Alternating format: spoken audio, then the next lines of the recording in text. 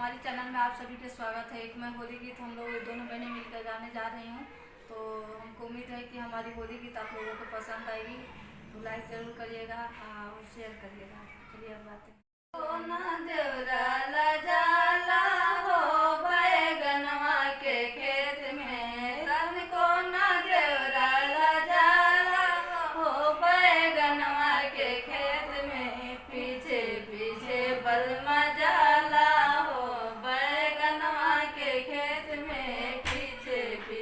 बलमा जाला हो बैगनवा के खेत में लहंगा उठाई हम तुरी बैगनवा, लहंगा उठाई हम तुरी बैगनवा।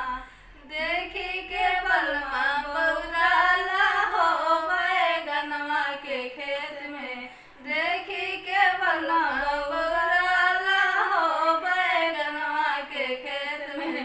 पीछे पीछे बलमा जाला हो बैगनवा के खेत में, पीछे पीछे बलमा जाला हो बैगनवा के खेत में। तनिको ना देवरा जाला हो बैगनवा के खेत में, तनिको ना देवरा जाला हो बैगनवा के खेत में। हमारी वीडियो पसंद आई होगी तो लाइक करिएगा, शेयर जरूर करिएगा, कमेंट में बताइए कैसा लगा हमारा होली गीत, तो हमारे ध्यान रखेंगे।